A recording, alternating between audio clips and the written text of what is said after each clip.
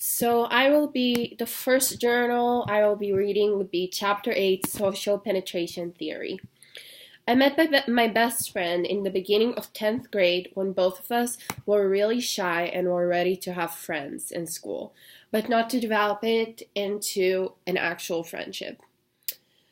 For the longest time, I couldn't even remember her name. We were in school together for about 2 years before she graduated.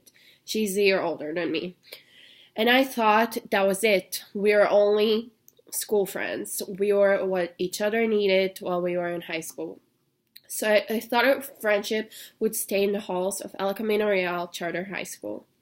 When we were at school, we would only talk about things that involved school, TV shows, and movies that we liked. And every once in a while, our lives outside of school, but those times were rare.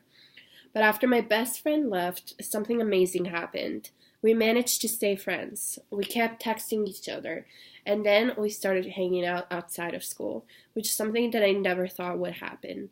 As our relationship evolved to actual friendship, we started to talk about our real lives, about intimate stuff, and about stuff that we would never just say to our school friends.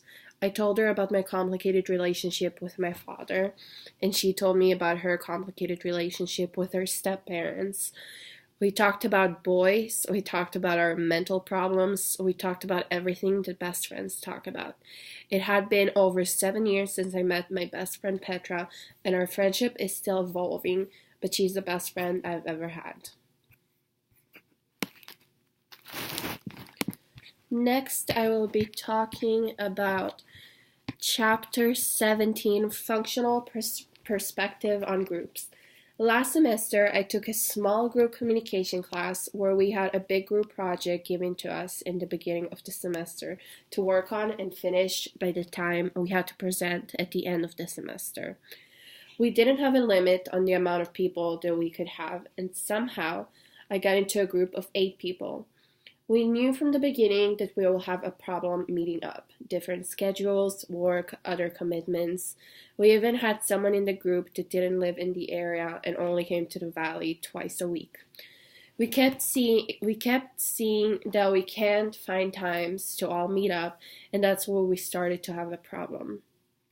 I will use the 4 functions of effective decision-making to show how our group solved the problem and ended up giving a very good presentation. Our analysis of the problem was easy. We had a lot of group members with different schedules, and we didn't find times to meet up.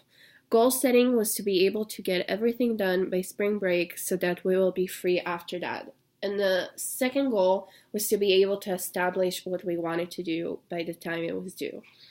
Identification of alternatives was for our group to split up to 2 subgroups that worked together and then informed the people that weren't able to meet what we did. We were also thinking about meeting up during spring break to finish everything. Our evaluation of positive and negative characteristics was seeing that we're all serious about our project and we all were willing to sacrifice some things to get it done. Our negatives were that it was hard for us to meet up. We ended up doing very well and ended up getting an A.